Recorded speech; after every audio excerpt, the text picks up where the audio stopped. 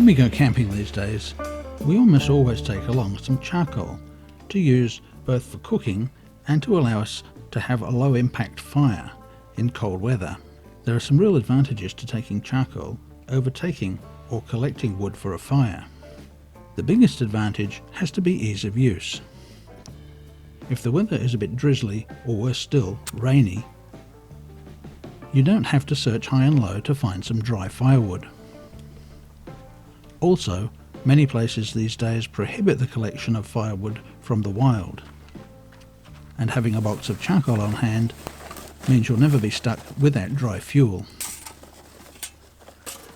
Charcoal is easy to light, and a small amount will stay alight for hours. We often cook a meal, boil a kettle, and sit by the fire in the evening, enjoying the warmth, all without the need to replenish the fuel. Charcoal is also much lighter than wood, so you also save on weight. Cooking with charcoal imparts a great taste to your food. And generally, it's ready to cook on faster than wood, so you don't have to wait as long for the fire to burn down into glowing embers. The only real disadvantage with charcoal is that your hands get pretty black, but then it's easy to wash off, so it's a very minor inconvenience. When we started using charcoal, we used firelighters to get things going, but the big problem with firelighters is the stink they make. It's necessary to allow them to completely burn out before doing any cooking. There are many different styles of fire pit available these days, and we have a few different ones. The first is called an X-Grill. It's one of the cheapest in the fire pit category. At the time this video was made, they were selling for between $23 and $27. It's very lightweight, but also fairly flimsy, and the grill top really doesn't fit all that well, so there is a bit of a danger of your meal falling into the coals while it's cooking. The unit folds flat, so it is very easy to store and transport. I guess for the price it's okay, and we have used it quite a few times. The results have always been good, as long as we're careful to make sure the wire racks don't drop into the coals. It does emit quite a lot of heat, so it can be used just as a fire pit if you want something to keep you warm on a wintry night. So in the morning, it's simple to just dump the ash out to clean the unit. It is possible to cook veggies in the coals wrapped in tin foil, while cooking meat on top of the wire racks. There's no solid cooking plate, so if you want to cook onions, tomatoes, etc., you will need some sort of pan to put on top. The coating on the X-Grill doesn't last all that long and burns off within a few uses. If you let it get wet and don't dry it properly, rust will definitely become an issue. The second type of fire pit that we have is called a Lifedoo. There are several other brand names that look exactly the same, and I'm sure they will all perform in exactly the same manner.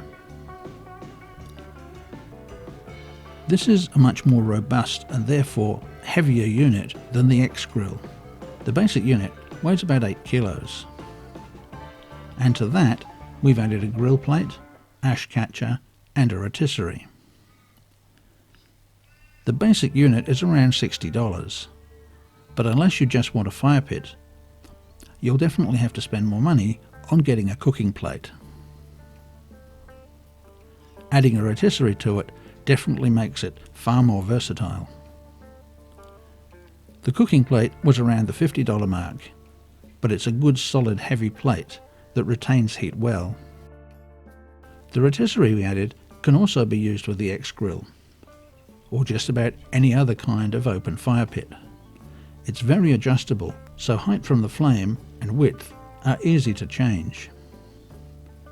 The rotisserie is self-supporting once the main posts have been hammered into the ground. The motor that drives it is powered by 4 D-cell batteries. Instead of using firelighters, we now light the charcoal with the aid of a butane torch. This is by far the easiest method, and there's no nasty chemical smell afterwards. Although the Lifedoo and the accessories weigh about 15 kilos or so, the unit folds very flat and is easy to store. The Rotisserie comes with its own storage bag and doesn't take up too much more room. The third kind of charcoal cooker we have is the Everdure. Now, this one is more really a home cooker. I don't see this as something you can take away easily. It's pretty big and heavy, and it comes with a fairly big carry case. Well, actually I'm lying, it doesn't come with it, you've got to pay extra for it. If you buy it new, it's about 300 bucks. We got it from an op shop brand new for 99, which I thought was a bargain. But back to the cooking side of it, it's really more suited for cooking at home, because if you take that away and you cook your lunch on it and you've got charcoal inside it, the charcoal's going to burn away in there for hours, and your only real alternative for that is to douse it with water. What effect that's going to have on the paintwork and that, I don't know. We've used this a few times now. You can see it's starting to be a bit, the paintwork is starting to be a bit worse for wear. There's no way with the heat that comes out of these things they're ever going to keep looking like brand new, but it does a good job. And the heat that's coming off that, I've just cooked these chicken honey soy on here, and the heat that's coming out of that is so intense, and it's going to keep going for hours. What I might do now is actually chuck a few spuds into some tin foil with some butter, throw those on top, and come back and get those later on, because when you're cooking with charcoal, you can see there's not very much in there, but it lasts for so long and the heat is so intense I can't keep my hand there. If that was an ordinary fire, I don't think at that level, ooh, right up here somewhere, let's go right up there, the heat is so intense I can't keep my hand there for too long.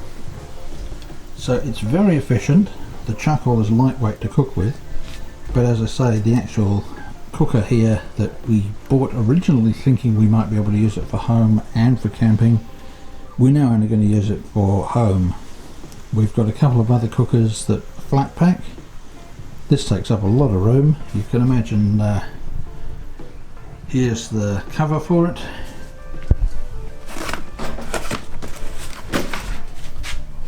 Once that's in the back of the car, that does actually take up quite a bit of room. So the other one's flat pack, and they're not much bigger than the lid of that. In fact, they're thinner, maybe a little bit wider, but the flat pack ones are around about this kind of thickness. The weight isn't an issue when you're packing a lot of times. What is the issue is fitting things in, and that's one of the biggest problems we have, is finding enough space in the Prado, because the Prado is a shortcut four-wheel drive. It doesn't have a long back like the Land Cruisers. We have a limited space in the back of that thing, so we have to pick things that are going to fit. The Everdure is great for what it does. Wonderful for cooking something like satay or for doing this honey soy chicken, but it really is more suited for home use than it is for taking out and camping, or even for a daily picnic.